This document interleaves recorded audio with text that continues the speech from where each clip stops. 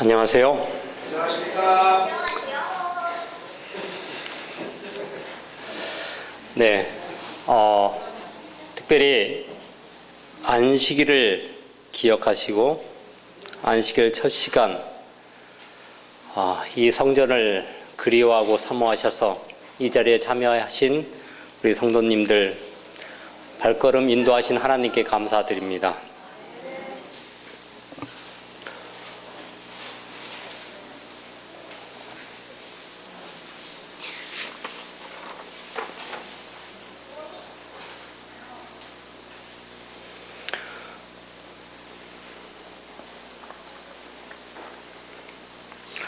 오늘 제가 같이 말씀을 나누고자 하는 내용은 가치라는 거에 대해서 말씀을 같이 나누고 싶습니다.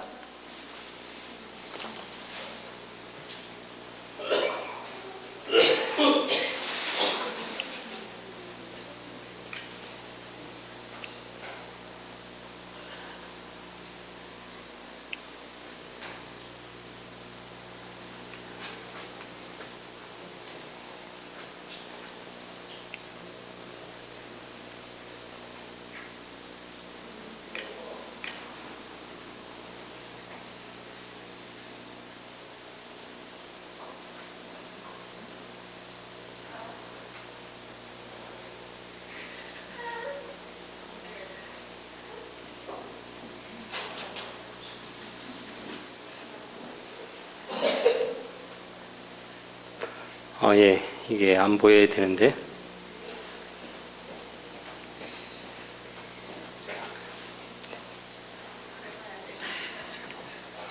예, 아니, 됐습니다. 이제 예, 됐습니다.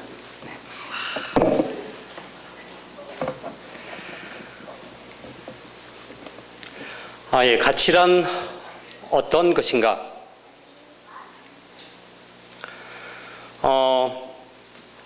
인간 행동에 영향을 주는 어떤 바람직한 것 또는 인간의 지적, 감정적, 의지적인 욕구를 만족시킬 수 있는 대상이나 그 대상의 성질을 의미한다라고 되어 있습니다. 우리가 갖고 있는 가치는 어떠한 가치를 갖고 있는가? 우리가 보통 그 사람의 가치관이 어떻다? 그 사람은 어떤 가치를 갖고 있다라고 이야기를 우리는 보통 합니다. 우리는 오늘 그리스도인으로서 오늘 세상 사람들과 다른 안식일을 기억하여서 오늘 이 자리에 나왔습니다. 그렇기 때문에 우리의 가치는 하나님을 믿는, 특별히 금요일 날 예배에 우선순위를 두었기 때문에 여러분들은 이 자리에 나오셨습니다. 그죠? 다른 것이 있었는데 다른 것보다는 나에게는 이 예배가 가치가 더 있기 때문에 이 자리에 나오셨던 겁니다. 우리의 행동에 영향을 줍니다. 그 가치가. 우리가 이 자리에 앉아 있는 것은 우리의 행동에 영향을 주는 가치가 있다는 얘기입니다.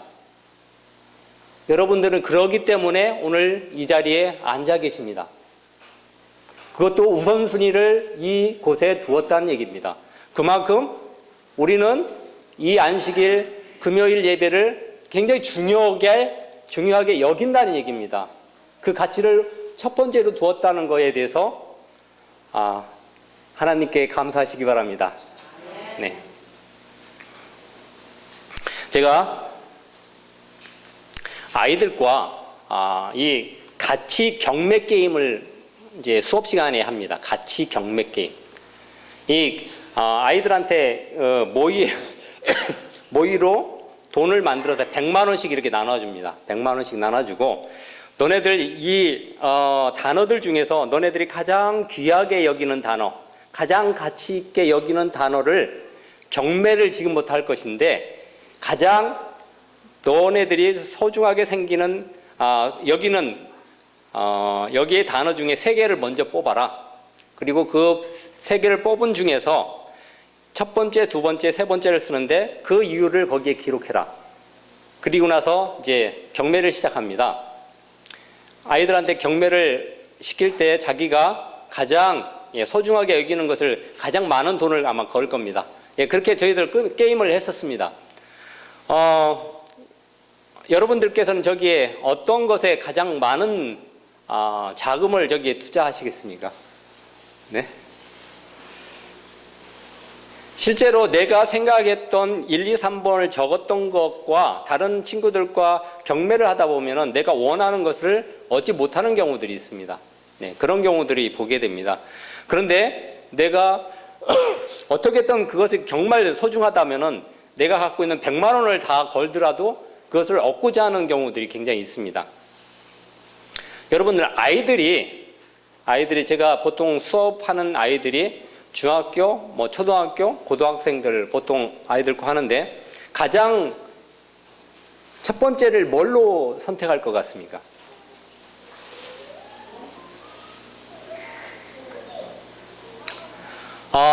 요즘 아이들의 첫 번째는 돈입니다. 예, 아이들이 뭐 눈치 그런 거 보지 않고 돈에 첫 번째를 두는 아이들이 굉장히 많습니다. 두 번째가 보통 가족을 많이 뽑고요. 세 번째가 건강, 이런 식으로 주로 서열이 매겨집니다. 아이들이 과연 이 돈에 대한 것의 가치를 왜 이렇게 많이 두는 것일까? 우리가 살아가고 있는 현재의 삶 속에서 부모들이 아이들한테 어떤 영향을 주었기에 과연 아이들마저도 이 돈에 대한 가치를 가장 소중하게 여기고 있을 것인가?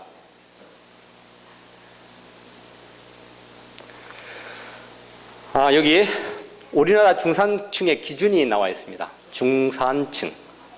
네. 첫 번째, 부채 없는 30평 아파트에 살아야 된다. 두 번째, 월 500만 원 이상 급여를 받아야 된다. 세 번째, 2000cc급 중형차를 타야 된다. 네 번째, 1억 원 이상 예금 잔고가 있어야 된다. 다섯 번째, 연 1회 이상 해외여행을 해야 된다.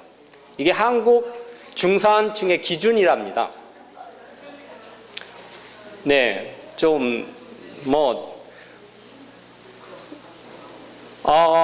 요즘 한국인들이 이 기준에 맞춰서 살기 위해서 안간 힘을 쓰고 있습니다.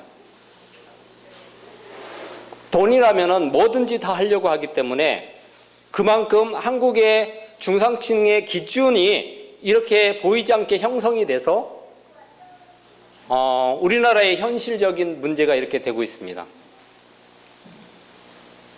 우리나라가 너무 경제가 급성장하다 보니까 이런 기준이 마련된지도 모르겠습니다. 그런데 다른 나라는 과연 어떻게 될까?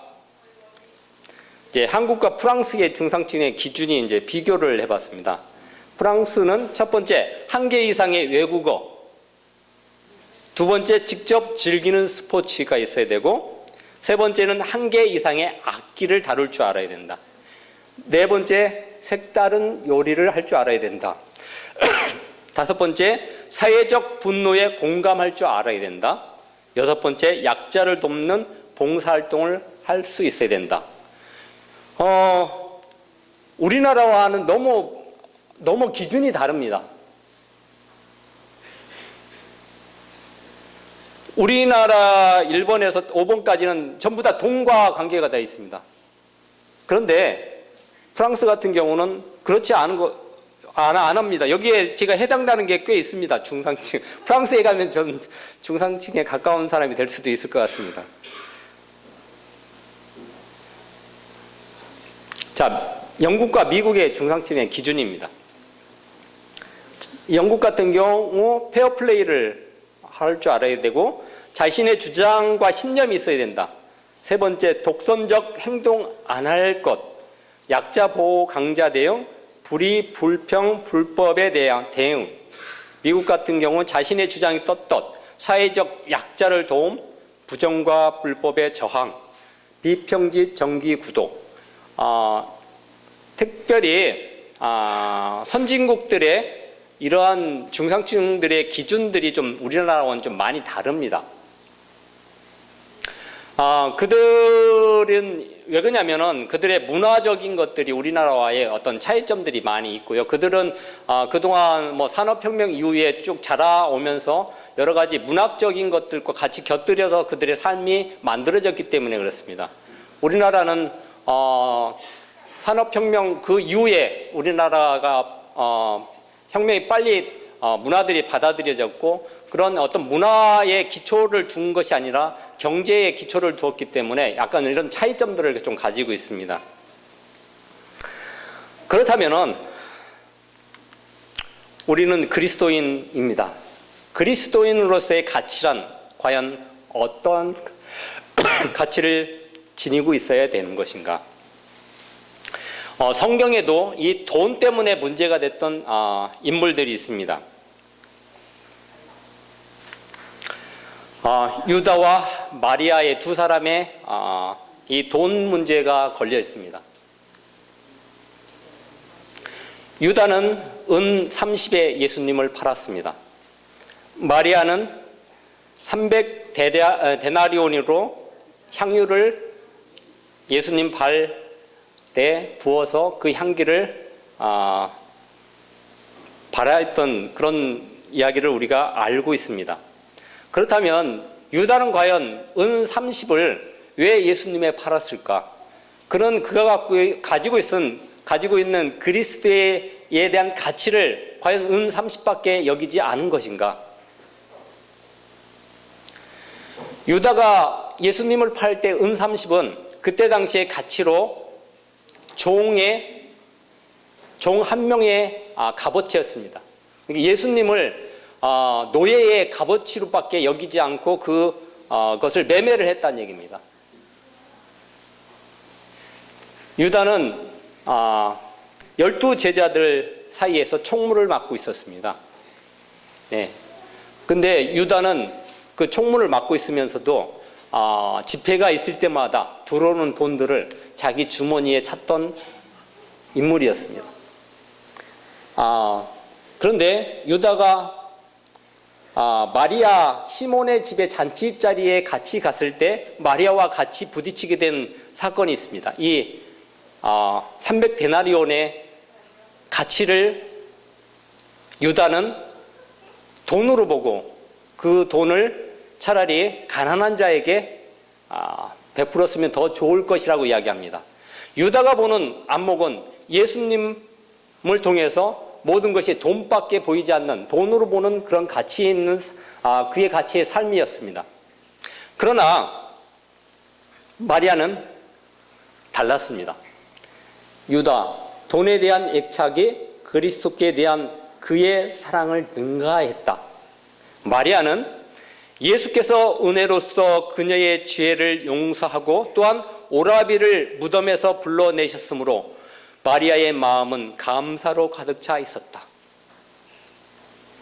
마리아가 예수님을 볼 때에는 그 300데나리온의 향유를 사서 예수님께 바칠 수 있었던 것은 그가 구원받은 자, 죄로부터 용서받은 자, 그리고 오라비를 살린 자, 예수님을 그렇게 보았다는 얘기입니다. 그렇기 때문에 300데나리온은 노동자가 1년 동안 벌어야 될 돈이었습니다. 그가 자기가 갖고 있는 것 전부를 다 예수님께 드렸다는 얘기입니다. 그 향유 옥합은 예수님이 십자가에 돌아가신 뒤에 다른 여인들이 가지고 무덤에 갔었습니다.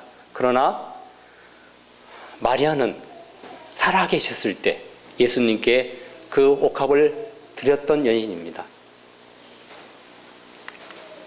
유다는 내가 너희 12를 택하지 아니하였느냐? 그러나 너희 중에 한 사람은 마귀니라.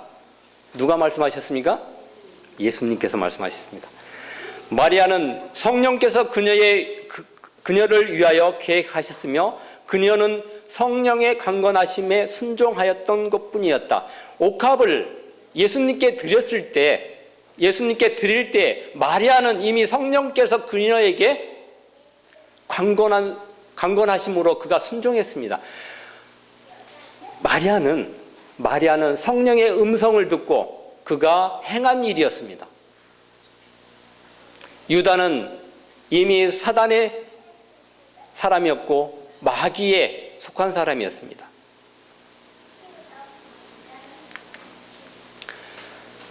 유다는 그 사람은 차라리 나지 아니하였다면 제게 좋을 뻔하였느니라. 마리아는 내가 진실로 너희에게 이르노니 온 천하에 어디든지 이 복음이 전파되는 곳에는 이 여자의 행한 일도 말하여 저를 기념하라 하리라.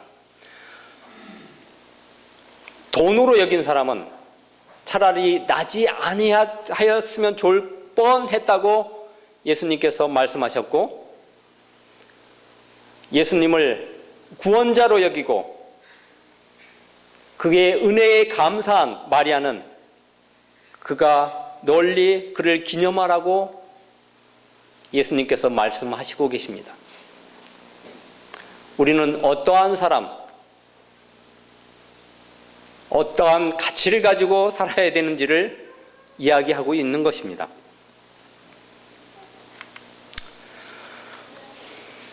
초림 당시입니다.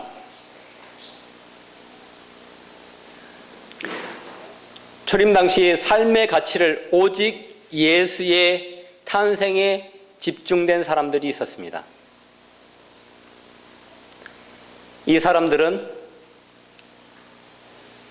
예수님 탄생하였을 때 다른 사람들은 알아보지 못했지만 이 사람들은 예수님을 알아본 사람들입니다. 그들의 삶의 가치는 오직 예수께 집중됐던 사람들입니다. 목자들, 시므온, 안나, 동방박사 아들입니다. 목자들, 그들은 고유한 시간에 약속된 구주에 대하여 서로 이야기하며 다윗의 보좌에 즉위하실 왕께서 오시기를 기도하였다. 목자들의 마음은 영광스러운 계시로 가득 찬다. 그들이 양을 칠 때에 그냥 있었다는 얘기가 아닙니다. 그들은 양을 치면서 고유한 시간에 약속된 구주에 대해서 서로 이야기하고 토론을 했습니다. 그리고 그들은 기도하였습니다. 그러자 그들은 영광의 계시로 그들의 마음이 가득 채워졌습니다. 그것은 그들은 성령의 음성을 듣고 그들은 성령을 통해서 목자의 오심을, 그리스도의 오심을, 구주의 오심을 그들이 깨달았다는 얘기입니다. 그들은 예수님 초림에 대한 이야기하기를 너무나 즐거워하였습니다.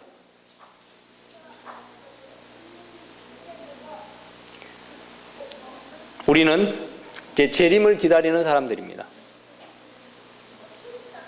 재림을 기다리는 사람들도 구주의 오심에 대해서, 재림에 대해서 서로 이야기하는 것을 즐거워하여야 됩니다. 그 다음에 우리는 또한 기도하여야 됩니다. 그랬을 때 우리의 마음이 뜨거워질 것입니다. 시므온입니다. 제사장이 아기 예수를 봉헌할 때 그 제사장은 이 아기가 예수님이었는지를 몰랐습니다. 그러나 시므온은 그 예식이 끝날 쯤에 아기를 보는 순간 이 사람이 의롭고 경건하여 이스라엘의 위로를 기다리는 자라, 성령이 그 위에 계시더라.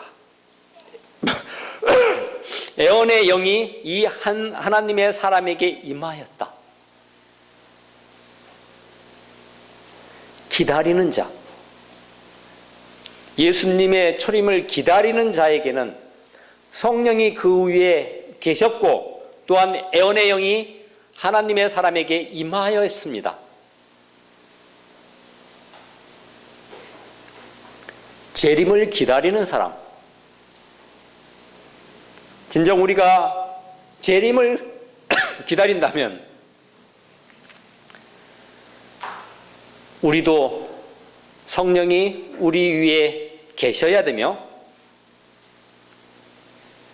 애원의 영이 재림을 기다리는 우리에게 임해야 됩니다. 그래야 초림 당시에 예수님을 알아봤던 것처럼 재림 때에 우리도 예수님의 재림을 알아볼 수가 있다는 얘기입니다.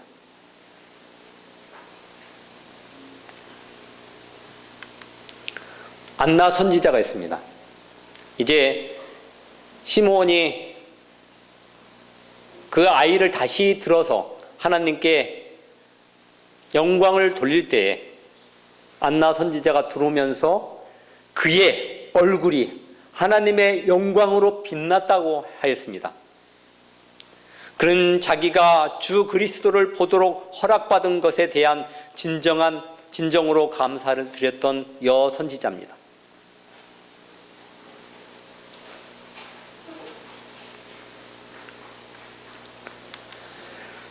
동방 박사들이 있습니다.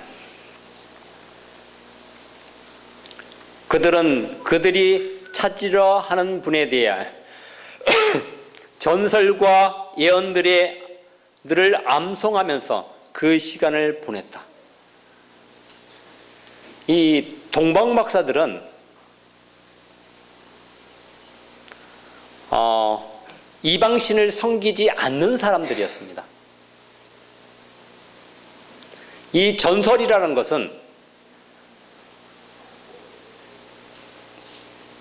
그 전 세대들로부터 내려왔던 예언들, 예수 그리스도의 오심에 대한 예언들, 그 예언들을 암송하면서 지냈던 사람들입니다.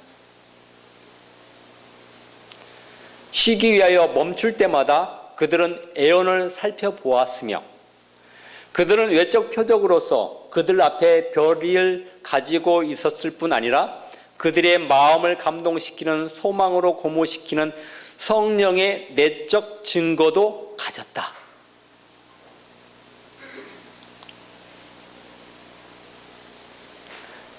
여러분, 이 네 무리들이 있었습니다. 네 사람들이 있었습니다. 그들의 특징이 무엇입니까? 예수님 초림 당시 예수님을 초림을 맞이했던 사람들의 특징들이 무엇이었습니까? 그들의 가치관을 예. 오직 예수님의 오심에 대한 기록들을 연구하고 말씀을 읽고 기도하면서 그들이 기다렸을 때에 성령이 그들에게 항상 임했던 것을 볼 수가 있습니다.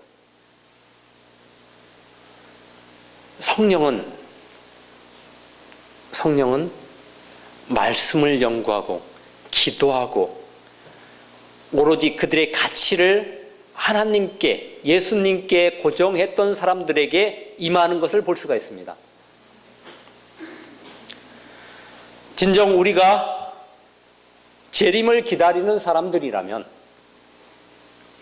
초림을 맞이했던 무리들처럼 우리도 재림을 기다리는 무리들이 해야 할 일들이 있다는 얘기입니다.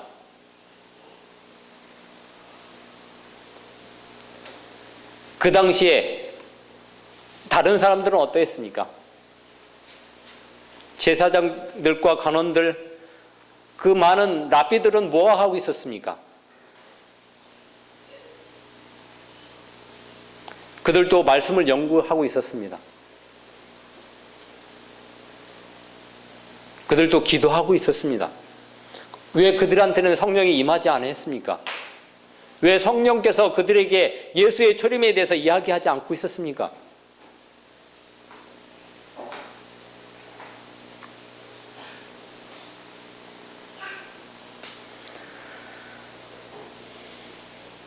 매 순간마다 우리가 이제 재림을 준비하는 성도로서, 그리스도인으로서 우리의 가치가 오로지 그리스도께 향하지 않는다면 우리도 그들처럼 재림을 알지 못하고 재림을 맞이하지 못하고 죽어가는 한 영혼으로 살 수밖에 없을지도 모릅니다. 우리가 정말 이제는 자다가 깨을 때이며 성령을 맞이할 준비를 해야 될 때입니다. 과연 하나님께서는 우리의 가치를 어떻게 생각하고 계신가? 하나님께서 인간의 가치를 얼만큼 소중하게 생각하시는가? 여기 이렇게 기록되어 있습니다. 좀 긴 문장이지만 하나님께서 인간의 가치를 얼만큼 소중하게 생각하시는지 읽어드리겠습니다. 그리스도 십자가에 달리신 그분이 우리 생각의 주제가 되어야 하며 우리 영혼에 깊은 감흥을 일으키게 해야 한다. 그리스도의 참된 제자는 그리스도께서 그들을 위해 이루신 위대한 구원을 감사할 것이다. 그분께서 어디로 인도하든지 그들은 따라갈 것이다. 그들은 그리스도께서 그들에게 지우시는 것이라면 무엇이나 지는 것을 특권으로 생각할 것이다. 우리는 십자가를 통해서만 인간의 영혼의 가치를 측량할 수 있다. 그리스도께서 죽으시고 아버지께서 그 아들을 인간을 위해 죽도록 내어주사 그 한량없는 값으로 채우신 것이 바로 인간의 가치이다. 지혜와 자비, 충만한 사랑이 여기에 나타나지 않았던가? 인간의 가치는 갈바리에 가서야 제대로 알려진다. 그리스도의 십자가의 신비 속에서 우리는 인간의 가치를 측정할 수 있다. 하나님께서 우리의 인간들을 얼만큼 사랑하시고 그 가치를 귀중하게 여기시는지 우리는 갈바리에 가서야 그것을 제대로 깨닫는다고 하고 있습니다. 아마 우리가 이 땅에서 그 가치를 느끼기에는 너무나 부족할 수 있습니다. 아마 예수님께서 재림하실 때 예수님을 통해서 그 가치를 더 많이 우리가 느낄 수 있을 것입니다. 우리의 삶의 가치가 영생에 있다면, 우리의 삶의 가치가 영원히 살고자 하는 구원에 있다면, 영생은 곧 유일하신 참 하나님과 그의 보내신 자 예수 그리스도를 아는 것이다. 우리의 가치는 예수 그리스도를 아는 것에 가치를 두어야 된다고 요한복음 17장 3절에 기록하고 있습니다.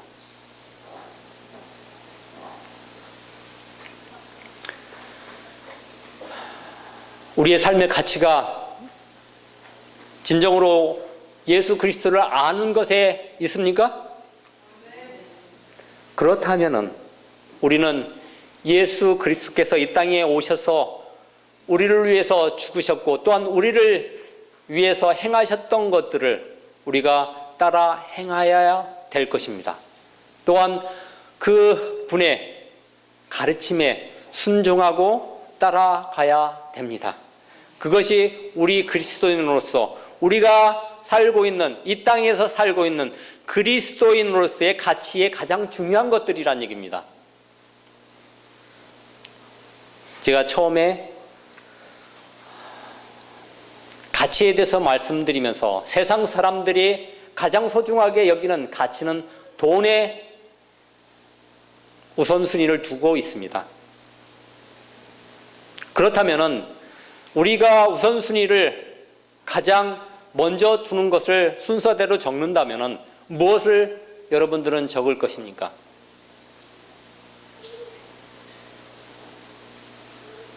우리가 오늘 정말 안식일이 소중해서 가치를 여겨서 오늘 참석했던 것처럼 우리가 하늘에 참석하기 바라는 마음으로 정말 하늘에 가고 싶은 가치를 거기에 두었다면 우리는 예수 그리스도가 가셨던 그 길을 따라가야 됩니다. 그것만이 우리의 삶의 가장 큰 소중한 가치가 되는 것입니다.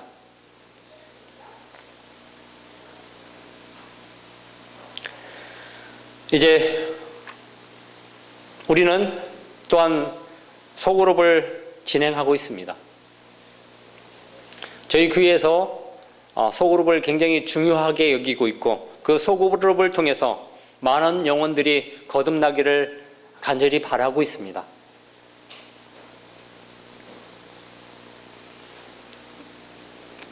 우리가 이 땅의 현실적인 어떤 흐름의 전도의 방법들이 지금은 여러 가지 방법을 통해서도 가장 저희들이 중요하게 여겼던 건 소그룹을 통해서 영혼들을 더 접근해 가는 것이 가장 좋은 걸로 판단되어서 이제 소그룹들이 더 활성화되고 소그룹을 통해서 우리가 많은 영혼을 구원코자 하는 계획들을 세우고 있습니다.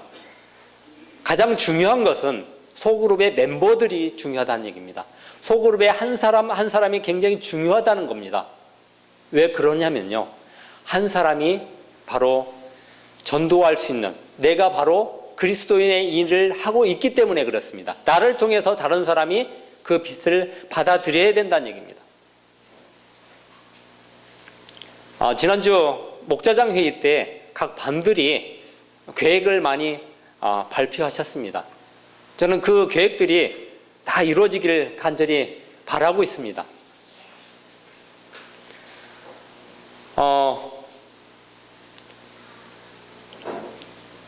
전반기 지금 소그룹 전도회가 4월 마지막 주에 잡혀 있습니다. 그 다음에 후반기가 10월 마지막 주에 잡혀 있습니다. 올해 우리가 소그룹을 통해서 한 명의 영혼이라도 구원할 수 있다면 이 소그룹은 성공한 소그룹이 될 수 있습니다. 저는 한 명이 아니라 더 많은 영혼이 소그룹을 통해서 하나님께로 인도되길 간절히 기도드리고 있습니다. 여러분들께서도 이 소그룹의 중요성을 인식하셔서 저희 교회가 이제 발돋움하기 위해서 더 많은 노력이 필요한데 이 소그룹을 통해서 그 일이 이루어지길 간절히 기도드립니다. 저희 교회가 지금 매주마다 인원들이 성장하고 있습니다. 나날이 영혼들이 더 많이 교회를 방문하고 있습니다.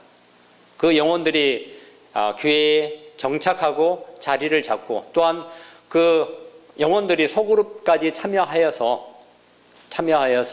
우리가 소그룹을 통해서 성경 연구나 말씀 연구를 통해서 정말 뜨거운 교제를 나누는, 목자들이 성경 말씀을 연구하면서 서로 토론하고 말씀 나누는 것을 좋아했던 것처럼 우리들도 그런 소그룹이 되기를 간절히 기도드립니다. 오늘 선교부 정상회 시간입니다. 선교부에서 올해에 정상회가 2번 있습니다. 전반기와 후반기가 있습니다. 후반기에는 선교부 정상회 때 소그룹 페스티벌을 하고 싶습니다. 각 소그룹들이 나와서 영혼 구원하는 기쁨을 나누었던 것, 또 본인들의 소그룹에 대해서 PR하는 그런 순서들을 준비하여서 소그룹 페스티벌, 잔치를 여는 그러한 정상회를 좀 하고 싶은 게 저의 선교부의 꿈입니다. 그때 많은 소그룹이 참여하셔서 선교부 정상회에 각 소그룹을 알리고 또한 거기에 영혼들이 거듭난 영혼들이 앞에 나와서 발표하는 시간들까지 주어진다면 얼마나 더 큰 기쁨이 있겠습니까? 그러한 시간들이 우리들에게 만들어지고 주어지길 간절히 바라면서 오늘 말씀을 마치도록 하겠습니다.